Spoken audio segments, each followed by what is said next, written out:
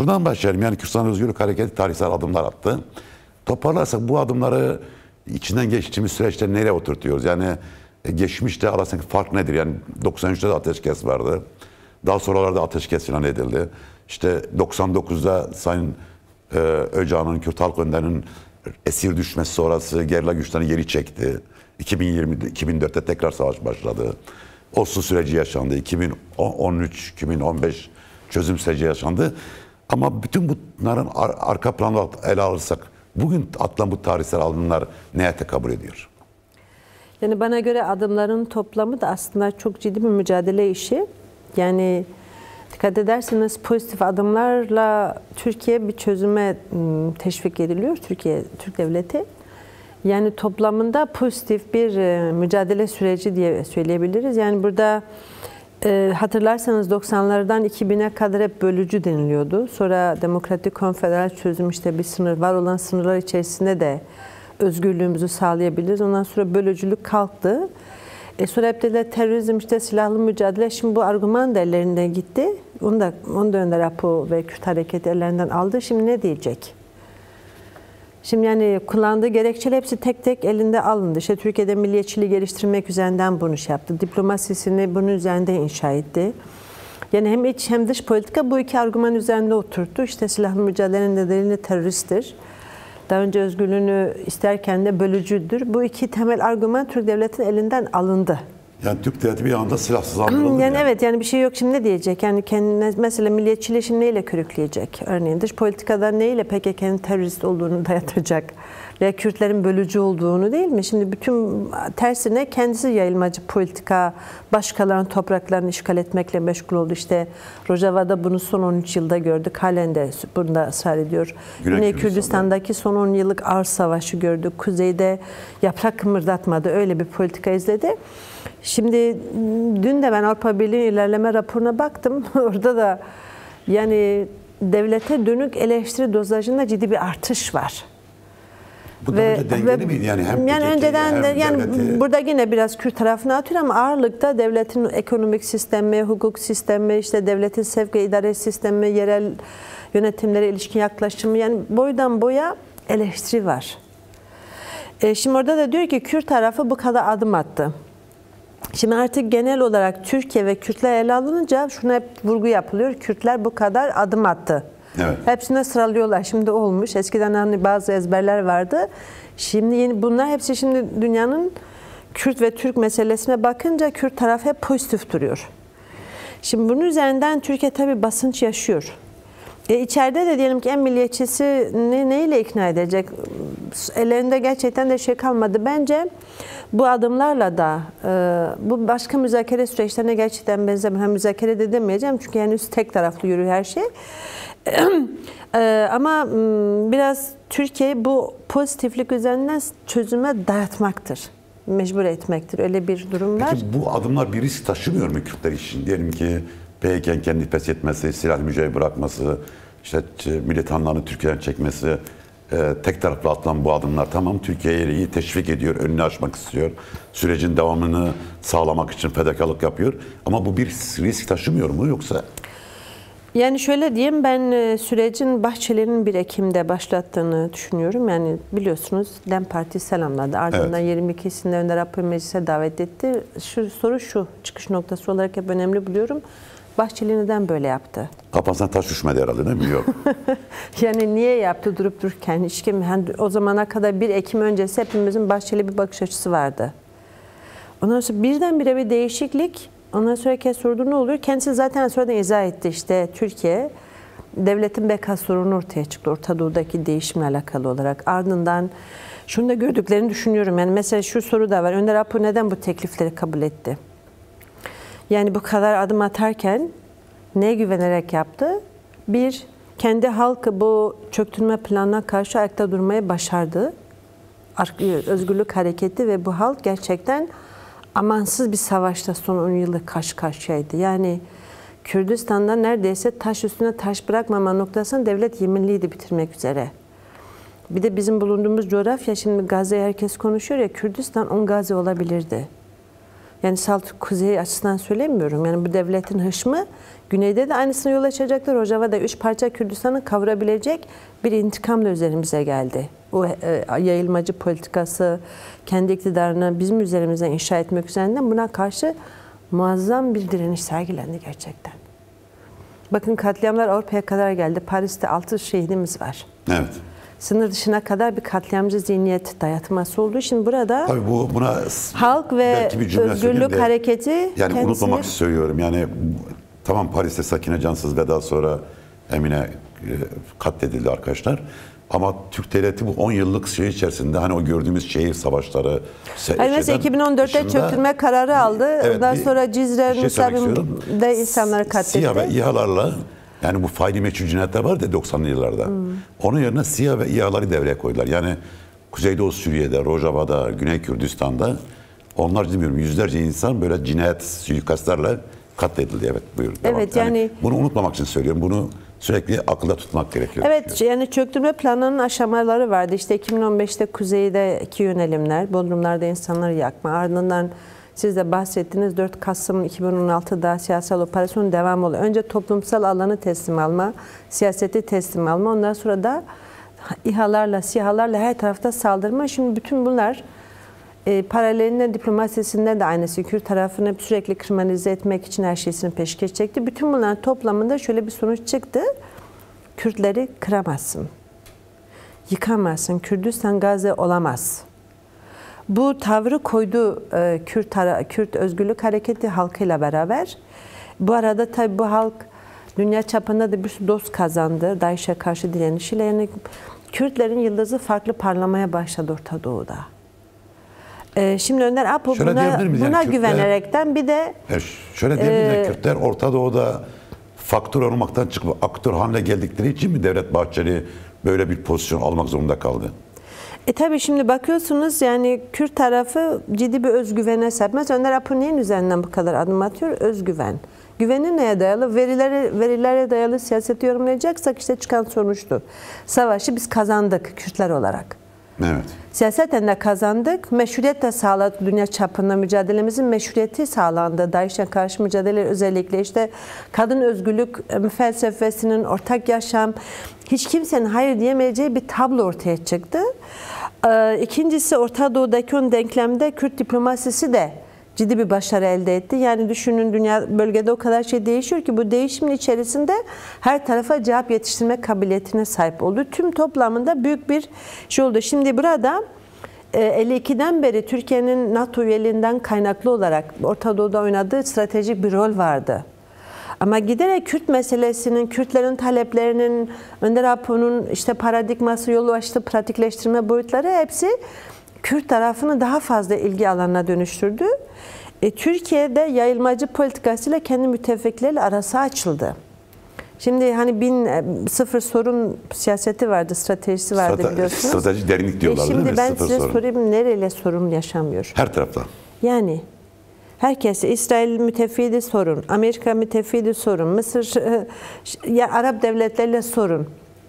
İkincisi 2007'de 7 Ekim'den bu yana işte o kullandığı İslam kartı da Hamas'la beraber yerle bir oldu. Yani o da gitti. İşte artık o da ümmeti İslam adına hareket etti. Filistin meselesi adına konuştu. Şimdi inanırlığını da yitirdi. Yani burada pozitif bir taraf var ve negatifin içinde batan bir devlet gerçekliği var. İkincisi şimdi Kürtler aktör olmaya başladığı andan itibaren Rojava'dan başlayarak bu savaşa karşı direnerekten iştah kabartan bir güç haline geldiler. Şimdi Orta Doğu'da kim siyaset yapıyorsa Kürt gücünü görmek zorunda ve onunla muhatap olmanın yollarını aramak zorunda. Şimdi böyle bir gerçeklik var. Şimdi devlet bu noktada işte Devlet Bahçeli'nin beka sorunu edildiği olgu bu.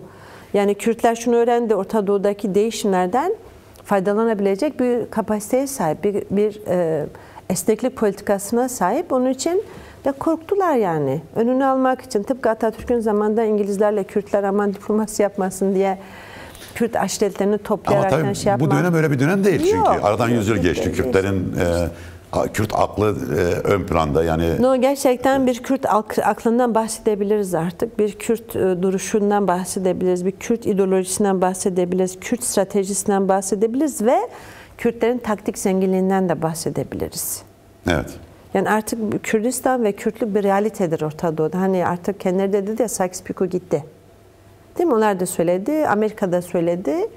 Yani Sykes-Picot'u da zaten açtık. fiil olarak böylelikle. dağılmış durumda. Yani Kuzeydoğu Suriye'nin ortaya çıkması, Federal Kürdistan'da önce ortaya Evet. çıkması, Kürt savaşçıların, militanların Kürdistan her tarafında gidip savaşmaları. Yani fikriyette, akılda, beyinde, yürekte o Sykes-Picot gitmişti. Şimdi oradan şuna gelelim. Yani tabii barış ve demokratik toplum süreci önemli bir aşama geldi. Birinci aşamasını tamamladı. Özellikle 26 Ekim'deki çağrıyla, yani geri çekilme çağrısıyla. Şimdi sorun şu, ama buna rağmen komisyon hala adaya gitmedi, İmralı'ya gitmedi. Kürt Halk Önderi Abdullah Öcalan'la daha görüşmüş değil. Bu neden önemlidir? Yani neden olmazsa olmaz bir şarttır sence? Şimdi hani Devlet Bahçeli hep Önder Apo'yu artık kendi sahip olduğu sıfatla ona hitap ediyor. Evet, Bu kurucu önder. önemli bir gelişme tabii ki, ama bu sıfatın meşruiyet kazanması gerekiyor. Şimdi şöyle dengesiz bir durum var. Erdoğan ve Bahçeli istediğini söyleyebilir, her an istediğini söyleyebilir, ama çözümü bekledikleri diğer tarafın sözcüsü ise içeride. İmralı cezaevinde. Ve ben kendim şuna inanıyorum. Bu İmralı'da değişim olmadığı müddetçe Türk devletin sürece samimi yaklaşmadığını düşünüyorum ben. Çünkü kilit orası. Hem Kürdistan orada hapsedilmiş, hem Kürt çözümü orada ve düşünün, çok ağır şartlar altında gerçekten söylenen her söz üzerinden müzakere yapılıyor. Dışarıya çıkan her bir paragraf üzerinden pazarlık yapılıyor. Şimdi bu kadar dengesiz bir şey olabilir mi? Madem çözüm istiyorsan, o zaman çözümün diğer tarafında bir muhatabı var. Evet. Yani bu çok ahlaki bir yaklaşım da değil aslında, öyle bakarsanız. Bir de o kadar altın tepside Türkiye fırsat sunuyor. Hani diyor kazan kazan, sen de kazan, ben de kazanayım. Hani başka müzakere süreçlerindeki gibi iktidarına ortak olayım, şu bu yok. Diyor ki demokraside ikimizin de paydası var. Her ikimiz de bundan faydalanacağız ve ilk adımları ben atıyorum ve attı hepsini. Tabii zaten de, o da söylüyor, diyor ki yani dün Bahçeli de söyledi ya, sözünü tutuyor. Sen de tut. Tabii de, sen de sözünü yani, tut. Şimdi de atılan adımlar diğer müzakere süreçlerinde sonda atılması gereken adımlar. Burada inisiyatif alarak ilk önce silah meselesini, işte çatışma meselesini, PKK'nın fesih meselesini önce attı. Yani bu aslında sürecin sonda atılması gereken adımlar. Buradan hareketle peki burada kim engel oluyor sence? Yani Bahçeli bunu söylüyor, yüksek sesle söylüyor. Dün de söyledi. Erdoğan bugün yarım ağızda işte bütün taraflar dinlenebilir dedi. Bunu Sayın Öcalan'la görüşme olarak niteleyebiliriz. Kim burada ayak diretiyor yani adaya gitmeme konusunda?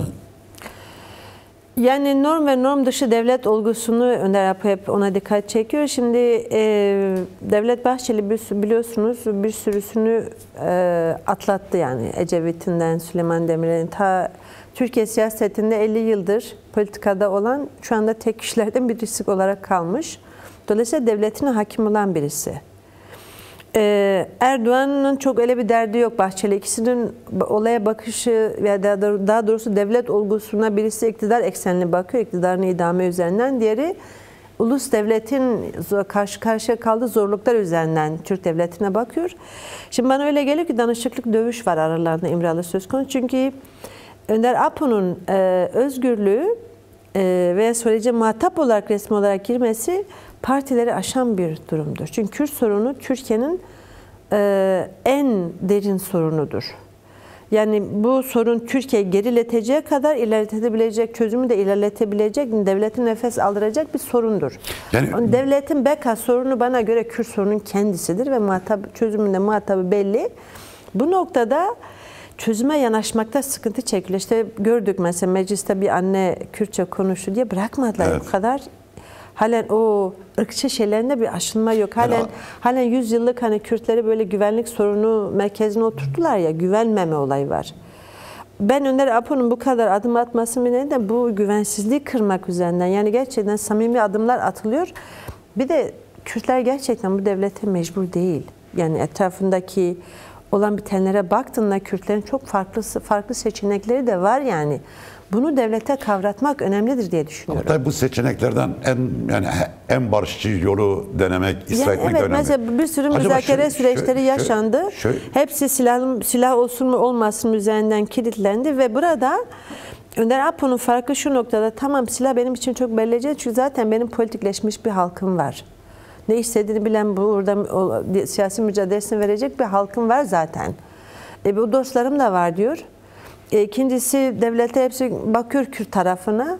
İran açısından böyle, Suriye açısından böyle, Irak açısından böyle, Türkiye açısından da bu böyle. Yani bir sürü imkanı olan bir lider konumu şu anda var ve devlet bu güçten de korktuğunu düşünüyorum. Önder Apo sürekli ikna etmekle bir mücadele veriyor. Acaba diyorum yani komisyon İmralı'ya giderse, Sayın Öcalan'a görüşürse bu bir psikolojik eşiğin de aşılması anlamına gelmeyecek midir? Yani Sayın Öcalan'ın, Kürt Halk Önderinin özgürlüğe giden kapıyı aralamış olmayacak mıdır? Çünkü böyle bir korkudan mı hareket ediyor acaba? Gitsek orada burada başka bir meşruiyet ortaya çıkacak. Başka bir psikolojik eşik aşılmış olacak. Kamuoyu tamam bir şey de olmuyor demek görüşülebiliyor diyecek. Acaba bundan mı çekiniyor devlet? Yani gidip görüşecek. Bu tabii bir bütünen İmralı statüsüne bir değişime yol açacak. Evet. Tabii ki şimdi Aşmak zorunda en azından. resmi olarak mesela ben şimdiye kadar hep diyorum bu sürecin adı yok. Yani müzakere diyemezsiniz, diyalog diyemezsiniz çünkü eşit olmayan bir şey var, temas var.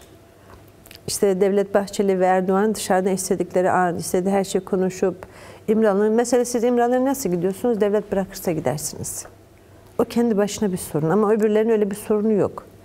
Şimdi bir defa bu dengenin kırılması gerekiyor. Bu dengesizliğin kırılması gerekiyor. Tabii ki kapıyı kapatabilir yani. Yani yaptılar işte bu Süveyda sürecinde Temmuz ayında kapattılar uzun bir süre. Değil mi? Canı isterse kapatıyor, canı isterse açıyor. Şimdi burada son derece eşit olmayan bir inisiyatif geliştirme, karşılıklı inisiyatif geliştirmede bir şey var, sorun var, eşitsizlik var, ciddi bir eşitsizlik var. Şimdi bir defa bunu aşmaları gerekiyor. Madem bana göre çözümdeki tutarlılıkları, samimiyetleri de burada açığa çıkacak. Evet. Çünkü şimdi mesela komisyonun gitmemesi için, yani bir de kendileri söyledi bunu. Şimdi mesela yarın o gün Bahçeli'nin sözüne kadar değeri olacak Erdoğan'ın. Değil mi? Dedi gitsin görüşsün. Yapmazsa o zaman ne değer olacak? Şimdi nasıl kendisini bu tarafın, Türk devletinin muhatabı olarak konumunu koruyacak, pozisyonunu koruyacak, bir devlet adamı olarak bir şeysin, sözünü yerine getirmeyenin sözüne gölge düşer daha sonraki söyleyeceği sözler. O açıdan şimdi burada gidip Abdullah Öcalan'la görüşme olduğu zaman elbette bu çok büyük bir değişimleri götürecek ve gerçekten her iki tarafa da büyük kazandıracak bir adım olacak. Çünkü hani diyor ya Öcalan sözünü tutan birisidir diyor. Ama burada tabii 99'dan bu yana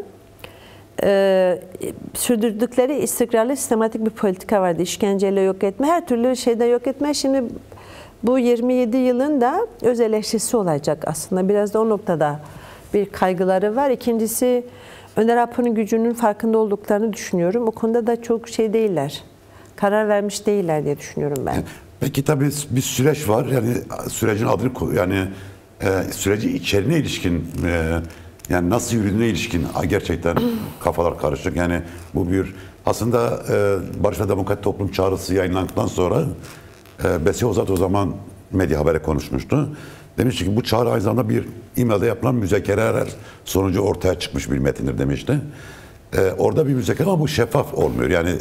Yani daha siyasi bir zemine taşınmış değil. Bunun da yani Ankara'nın tutarlı olmasını isterken neyi kastediyor? Burada samimiyetten mi bahsediyor yoksa politik olarak ne yapması gerekir Ankara'ya bizim güvenmemiz için? Evet bu süreç iki taraflı yürüyor dememiz için ne ihtiyaç var burada? Şimdi eskiden biz bu devlet için samimiyet kavramlarını kullanmıyorduk ama şimdi kullanabiliriz çünkü çok dikkat çekici sözler sarf ediyorlar. Alışık olmadığımız dikkat çekici sıfatlarda hitabette bir değişim var. Şimdi tüm bunlarla o taraftan da bir nüansta bir farklılık var elbette. Bunu görmemiz gerekiyor ama yanaşmışlar fakat ne kadar ileriye gidecekleri noktasında hesaplarda hemfikir olmadıklarını ben düşünüyorum. Yani artık norm dışı devletle norm arasındaki devletin çatışması mı? Hani norm dışı devlet derken tabii bu devletin kuruluş tarihinden günümüze kadar içinde yabancı etkenler var. Yine devletin içindeki kontrol dışına çıkan iktidar ekseninde kümelenen rantçı çevreler var. Şimdi son süreçte Türkiye'de çeteler almış başını gidiyor. Evet. Siz sadece Kuzey Kıbrıs'taki olan bitene baktığınızda devletin bütün kirli yüzünü orada görürsünüz. AKP sürecinden bu yana kirlenmiş devlet gerçekliği Kuzey Kıbrıs'ta görmek lazım. İnsan kaçakçılığı, kadın ticareti, kumarlar, çeteler vesaire, adam öldürme, 90'lardaki yapılan bütün şeylerin gerçek bir hali de orada. Şimdi bunu... Zaten orası 60'lı yıllardan beri Türk kontrgerlerinin evet, eğitim ama merkezi. yani şu anda da bile halen öyle bir gerçekliği var. Ben bunu neden söyleyeyim? Yani devletin içine, devletin kullandığı norm dışı organlardan bahsediyorum. Halen bunlar var. Bir de etrafında oluşan rantçı çevre var. Savaştan medet umanlar, yine kendi Dışişleri Bakanlığı'nda savaş üzerinden şekillenmiş kadroları var. Bütün bunları ikna etme noktasında devletin yeterince mücadele vermediğini ben düşünüyorum. Yani o noktada belki kendi aralarında da o konuda bir çelişki ve uzlaşmama sorunu da olabilir. Çünkü devlet homojen bir yapı değil. Hele hele Kürt sorunu hepsinin uzlaşı noktası neydi? Norm ve norm dışı devlet anti-Kürtlük üzerinden bir uzlaşıları vardı. Şimdi bu parçalanıyor. Önder Apo'nun attığı adımlar ve Kürt tarafın uygulamaya koyduğu sizin sıraladıklarınızda bir sıkıntıları var diye düşünüyorum. Bunda haklı bir yanları var mı? Yok. Çünkü riski en fazla göze alan Kürt tarafı oldu. Kendisi mesela bütün halkımızla konuştuğunuzda şu soru geliyor hemen her tarafta. Nereye giderseniz gidin, savunmamız ne olacak? Bu devlete güvenmemede haklı olan bir taraf var, o da Kürtlerdir. Evet. Çünkü bu devlette, bu mecliste hiçbir zaman hayır görmeyen bir halktır bu. Hani Kürtler dışında başka halklar da var elbette ama en başta Kürt halkı şey yapmadı. Fakat buna rağmen 100 yıl, 102 yıldır bu işin mağduru olan, her taraftan saldırıya uğrayan bir halk bu kadar sağduyulu yaklaşıyorsa devletin, işte bu devlet adına şimdi konuşanların hiçbir gerekçesi olamaz. Evet, daha tutarlı olmak zorunda. Şimdi oradan tabii şuna ki gelelim. Tabii Barış ve Demokratik Toplum Manifestosu yayınlandıktan sonra kamuoyunda şöyle bir algı da oluşturmaya çalıştılar. Sayın Öcalan, Kürt Halk Önderi, Kürtler için sanki bir şey istemiyormuş gibi bir algı oluşturmaya çalıştı bazı çevreler. Tabii ama biz biliyoruz ki görüşmelerde yapılan açıklamalarda Sayın Öcalan İskoçya modelinden bahsediyor. Aslında 2009'da Sayın Karaylan böyle bir modelden bahsediyor. Times dergisine verdiği bir röportajda ki o zaman daha Rojava yok, 2019, 2012 daha yaşanmamış. Şimdi tabii Kürt sorunu... Oslo süreciydi. Evet, Oslo süreciydi tabii. Çünkü o zaman da bir müzakere masası vardı. O zaman da çözümler tartışılıyordu. O zaman Sayın Karaylan dedi İskoçya modeli olabilir. Tabii evet. Bunu en son ben Sayın Öcalan'ın İmralı heyetiyle yaptığı birkaç görüşmede bunu birkaç kez tekrarladığını gördüm, dikkatimi çekti.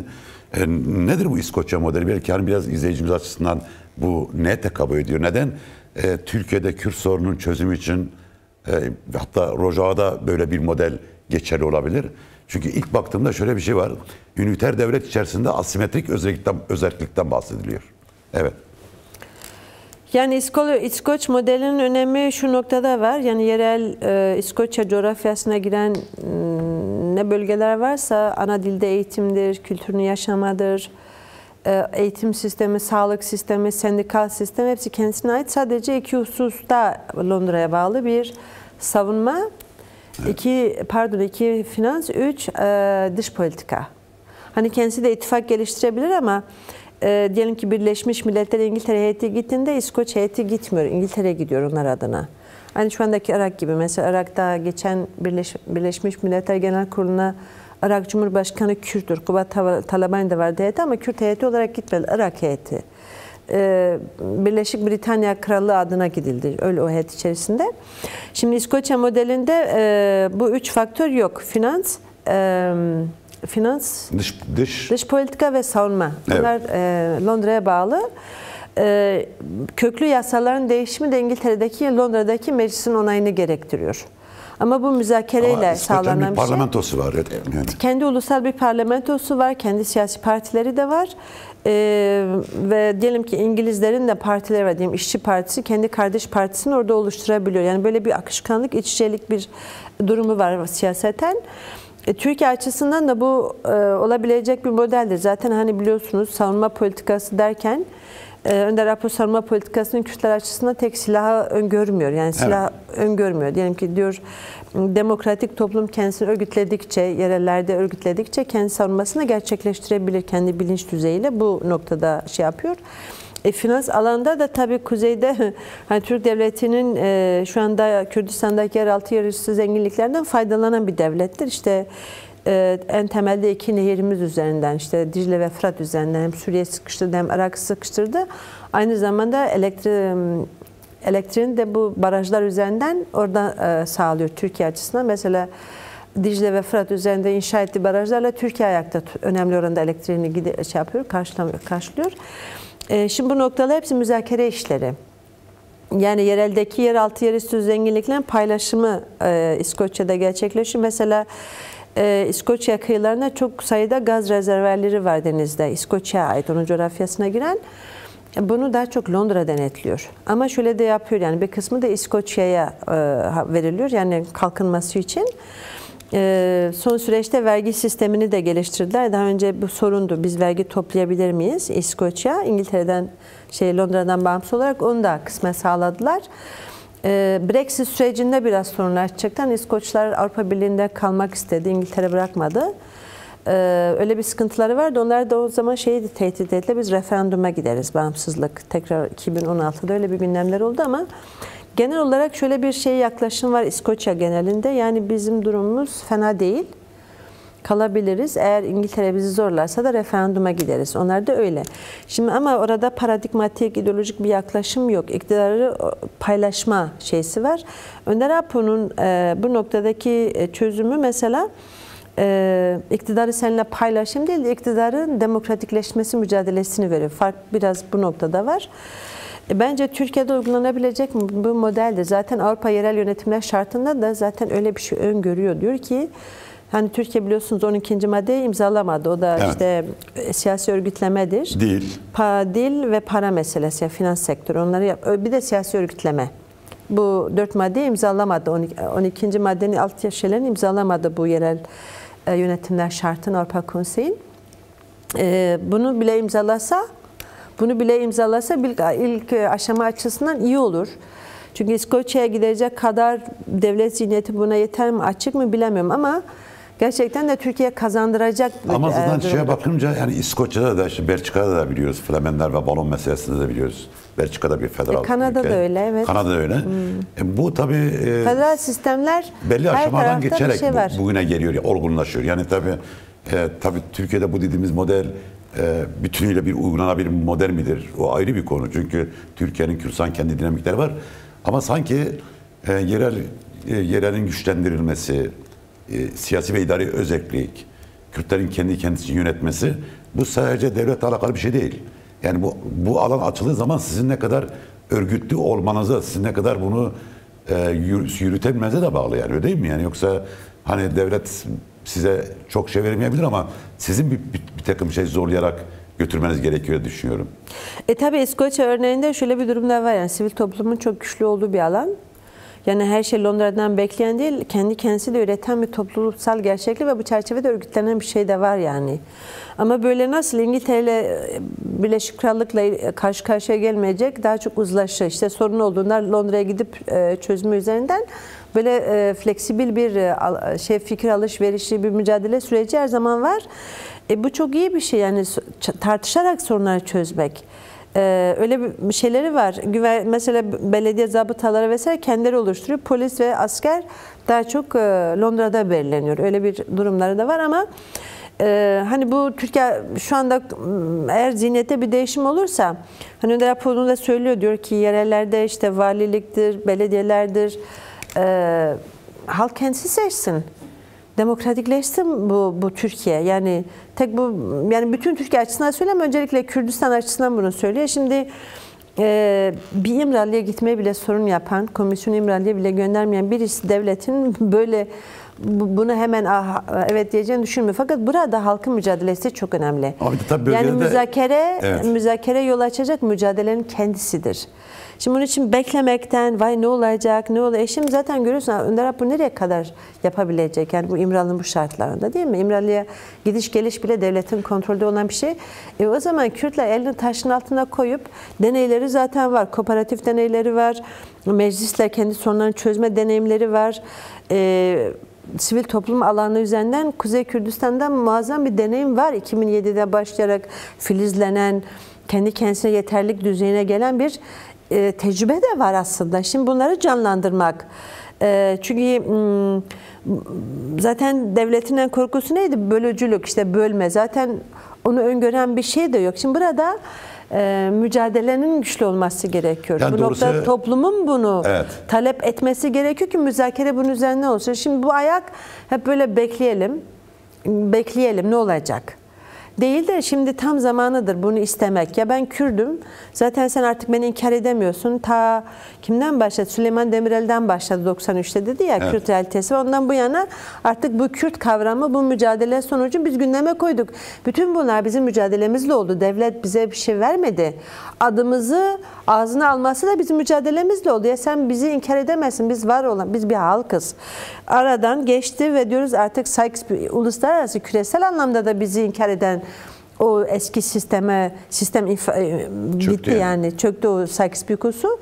Şimdi o zaman bütün yükü Önder Apur'a bırakmak, Kürt Özgürlük Hareketi'ne bırakmaktansa başla inşaat çalışmalarına. Devlet ne diyebilir ki? Sen zaten belediyelerini yaparken belediyelerine bu devlete zarar vermedin. Değil mi? Yani Ahmet Belediyesi'nin yaptığı çalışmalar Türkiye, Ankara'ya nasıl zarar veriyor? Veriyor mu? Diyemez ki, zarar vermiyor. Ama oradaki toplumun kendi kendisine, hatta devletin yükünü hafifletiyor. Çünkü devletin her tarafa o kadar merkezileştirmiş ki her tarafa karşılık verecek, cevap verebilecek bir gücü de yok. Tabii zaten bu yani özellik meselesi, yerel yönetim güçlendirme meselesi sadece Kürdistan için değil. Türkiye taşınamaz bir halde. O kadar o kadar merkeziyetçi bir yapı ki yani hem küresel ilişkilerde hem bölgesel ilişkiler artık bu tekçiliğe dayalı merkezi bir devleti götüremez halde. Şimdi aslında az önce 2007 dedin ya, o zaman Demokrat Toplum Kongresi kurulmuş sanıyorum. O zaman kuruldu sanıyorum. Evet. O zaman hep şöyle düşünmüştük gerçekten. Kuzey Kürdistan'da bir meclis kuruldu. Yani de facto olarak kendilerini yönetebilecek, kendileriyle ilgili karar alabilecek bir meclis oluştu. Belki bunları yeniden canlandırmak gerekir düşünüyorum. Hayır, tam zamanıdır diye düşünüyorum, evet, ben. Yani madem ki diyorsunuz işte Sayın Öcalan, önderliğin sıfatından başlayaraktan görüşüyoruz, kardeşiz değil mi? Kardeşlik kelimesi artık enflasyona uğradı Türkiye'de. Ne biçim kardeşlik yani? Sen her şeye, evet, sen her şey senindir de bu kardeşin dilini bile konuşmayacak. O zaman kardeşlikse biz yaşadığımız coğrafyada ki kendileri diyor 1000 yıl önce geldiler Türkler. Kardeşlikte eşitlik olur biraz. Hani eşitliği bırak, ya biz yaşadığımız yerde bırak, biraz çöpümüzü nasıl toplayacağımızı biz karar verelim yani. Hangi ağaç dikeceğimize biz karar verelim. Dicle ve Fırat suyundan nasıl su içeceğimizi biz karar verelim. Çünkü biz oranın halkıyız yani. Evet. Bırak biz zaten belediyelerimiz üzerinde kendi sorunlarımızı çözelim. Belediyelerimizi güçlendirecek sivil toplum alanlarını oluşturalım. Meclislerimizi oluşturalım. Yani bütün bunlar Türkiye Cumhuriyeti Devleti denilen çatısının altında olacak. Bunları istiyoruz yani, hani senden ayrılalım diye. Hani Kürtler ayrılabilir de yani onlara hakkıdır çünkü kendi toprağıdır Kürtlerin. Ama bakın çağa uygun bir şekilde çok ilerici bir düşünce öngörerekten kalıcı barışa dönük samimiyetten kaynaklı kopmanın, yeni sınırların çizmenin sorunu çözmeyeceğine, yeni savaşlara yol açacağı konusunda ideolojik bir ikna var. Yani bu politik bir ikna değil, ideolojik bir iknadır. Çünkü dünya insanlık tarihi bunu gösterdi. Nerede sınır çizdiyseniz sınır öte tarafını otomatikman düşmanlaştırıyorsunuz. Evet. O zaman sınır çizmeden de birlikte yaşamak mümkün. Zaten kardeş diyoruz. O zaman kardeşsek biz üvey kardeş olamayız yani. Bizim diyorsun Kürt var, tamam, o zaman bir zahmet bizim adımızı bir yere yaz. Bizim adımızı bir yere yaz. Veya kendi adını çıkart, nötrleştir anayasayı. Adını da çık. Mesela evet, arkadaşlar şu anda Kuzeydoğu Suriye'de de tartışmalar var. Bu Suriye, o gün birisiyle konuşuyorduk. Hala devletin adı Suriye Arap Cumhuriyeti. Orada Ermeni var, Kürt var, bilmem Dürzi kim var, kim var, kim var. Ne Hristiyan Arap var, evet. şeysi, ne Arap. Hepimiz adını Suriye koy yeter. Evet. Şimdi oradan Suriye'ye gelelim. Çünkü Türkiye'de mesela Devlet Bahçeli dün yaptığı konuşmada yani yine sonda tehdit ediyoruz. Suriye Demokratik Güçlerini tehdit etti. Erdoğan bugün de yaptığı konu, bugün mü yaptığı konuşma? Evet, bugün yaptığı konuşmada adam çok konuşuyor, insan hangi gün yaptığını unutuyor. Bugün yaptığı konuşmada işte şöyle bir kavram bulmuşlar. İşte terörsüz Türkiye, terörsüz bölge. Aslında terörsüz bölge dedikleri Kürtsüz bölgeden bahsediyor. Yani Kürtlerin yani tüm elde ettikleri kazanma ortadan kaldırıldığı bir bölgeden bahsediyor. Çünkü bunu Erdoğan 2012'de Rize'de söyledi bunu. Yani Kobani devrimi olduktan sonra hiç unutmuyorum çünkü bunu ısrarla tekrarlıyorum çünkü hani bu bilinsin diye Rize'de yaptığı bir konuşma dedi ki Kuzey Irak'ta içine düştüğümüz hataya Kuzey Suriye'de düşmeyeceğiz. Yani 91 ve 2003'te Saddam rejimi çökmesiyle Federal Kürdistan'ın tarihsel hazan çıkmasına burada müsaade etmeyeceğiz. Yani burada Kürtlere bir statü elde etmenin önüne geçeceğiz. Cümlesi buydu yani. Şimdi bu konuda ısrarlılar. Sence Türkiye Suriye'de ne yapmak istiyor? Yani Türkiye çözümsüzlüğe niye bu kadar oynuyor? Yani Kürt fobisiyle alakalı olduğunu düşünüyorum. Yani hani diyordu Afrika'ya gitse bir uzaya mı gitse ne demişti bir ara? Evet. Uzaya gitse de bırakmam demişti Kürtler. Erdoğan söylemişti değil mi? Bir Moskova'da Bir şey demişti. vardı yani. Bir tane de demiş düşünmezseniz Kürt sorunu yoktur. Hayır demiş nerede olsa Arjantin'e. Nereye gitseler biz bırakmayız gözleri açılsın falan filan. Şimdi yani Japonya'daki bir Kürt kurumuna bile müdahale ettiler. Yani Kürtçe eğitim veren bir kuruma bile müdahale ettiler. Evet. Yani evet böyle şimdi Suriye'de hani diyorlar korkuları Irak gibi bir durum ortaya çıkacak. Şimdi Amerikalıları bu konuda ikna edemiyorlar. Arap devletlerini de bu konuda ikna edemiyorlar. İsrail'i de bu konuda ikna edemiyorlar. Çünkü bölgede şöyle bir sorun var. Türkiye ile İsrail arasında ikisi yer değiştiriyor şu anda. Yani küresel açıdan şu anda İsrail'in konumu Türkiye'ninkinden daha önemli. Şimdi İsrail güç kazandıkça Türkiye güç kaybediyor Orta Doğu'da. Öyle bir Kürtlere rağmen de öyle bir sorunları var, sıkışmaları var. Bunun çatışmasını Suriye'nin güneyinde veremediler, başaramadı. Orada yenildiler. Yani İsrail fırsat vermedi. Şimdi ne yapıyor? Bizi sıkıştırıyor kuzeyde. İlla ki orada olacağım. İlla ki orada olacağım. Kürtler benim sömürgem olacak, isimsiz olarak kalacak. Şimdi devletin bu müzakere sürecinin gerçek yüzünü biraz orada görmek lazım. Bu başını çeken Hakan Fidan'dır. Her seferinde sanki diyorsun oranın savaş valisi olmuş. İkincisi mesela Paris'e gidip görüşmelerin olmaması için Kürtlerin aman meşruiyet kazanmamaları. Değil mi? Çünkü Paris'e gitse biliyorsunuz son 13 yıldır hep Birleşmiş Milletler'in toplantıları oldu. Kürtlerin mümkün mertebe dışına tuttu. Onun üzerinden İran'la, Rusya'yla bir ittifak kurdular. Astana'yı şunu bunu koydular. Ve Cenevre'de de anayasa konferanslarından tabii Kürtler aman adı geçmesin bir yere. Bu halk inkarı sürdürecek. Şimdi Rojava'da Suriye'de bunu sürdürür ama ben bunda çok sonuç alacağını düşünmüyorum. Çünkü ona rağmen de bir dinamik var. Yani bölgenin küresel dizaynı içerisinde çok da öyle Türkiye milletin takılacağını ben düşünmüyorum. Onun için aklı selim olarak yani orada da Kürtlerle bir uzlaşı sağlam. Eninde sonunda bu Kürtlerin adı Suriye'de geçecek. Bunu önlemesi mümkün değil. Yani bir soykırım başlatması gerekiyor. Bir Kırım politikasını başlatması gerekiyor. Uluslararası konjonktür de buna müsait değil. Habire Şara üzerinden basınç Arap aşiretlerini kışkırtıyor. Deir ez-Zor'u gün. Sana ne yani Deir ez-Zor? Deir ez-Zor'dur şuradaki bölge bu bölge sana ne? Onu Kürtler Şam'daki kendi muhataplarıyla halleder.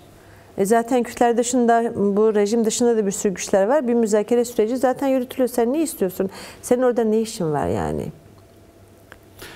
Peki sence Türkiye içeride bir yumuşamaya gidip Rojava'ya yönelik daha sert savaşı öne alan bir politika yürütebilir mi yani? Yoksa? Yok. Konjonktür buna hiç müsait değil. Yani bir eskisi gibi böyle kökten saldırma ama ne yapabilir? İçte çatışma çıkarma. İşte mesela Halep'te bunu denediler. Şam'da müzakereler olmaması için Halep'te o çeteleri tekrar kışkırttı. Bunun arkasında Türkiye'de vardı.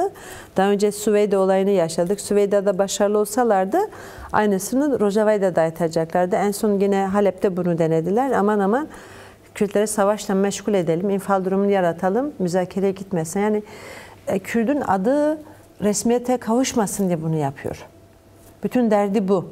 İkincisi bu savaşa çok yatırım yaptı. İşte çeteler üzerinden, şara üzerinden ne deniyor? Mutlak anlamda Kürtleri kontrol edebilecek mekanizmanın içerisinde olacak ve Kürtleri göz açtırmayacak üzerinde bir hesabı var Suriye'de. Ama ben hem Suriye'nin kendi iç denklemleri hem de dışarıdan Suriye'ye olan yaklaşımlar ve beklentiler, hani Devlet Bahçeli dün dedi bu Tom Barak ne konuşuyor falan. Evet. Yani eleştirdi ya, biraz da Suriye'ye dayanarak bunu söylediğini düşünüyorum. Şimdi Amerika'nın da bir Suriye politikası var. Arap devletlerinin var. Tek Türkiye değil ki. Ama Trump'ın öngörülmez bir politikacı olması mesela tek Trump'la sınırlandırmamak gerekiyor diye düşünüyorum. Hani Trump evet bugün böyle söylüyor, yarın bir şey söylüyor ama bir Amerika'nın stratejisi var. Bana göre Trump her zaman da bu stratejiyi çok ifade etmiyor ama uyguluyor. Belki sözde bunu söylemem ama uygulayan birisidir. Şimdi mutlak anlamda kazandırdığı bir denge var Orta Doğu'da ve bu Suriye'nin de bunun bir parçası olmasını istiyor. İşte bu şara zaten yakında Washington'a gidecek. Muhtemelen kendi denklemi içine çekmek üzerinden sıkıştıracak onu. Yani şarayı biraz.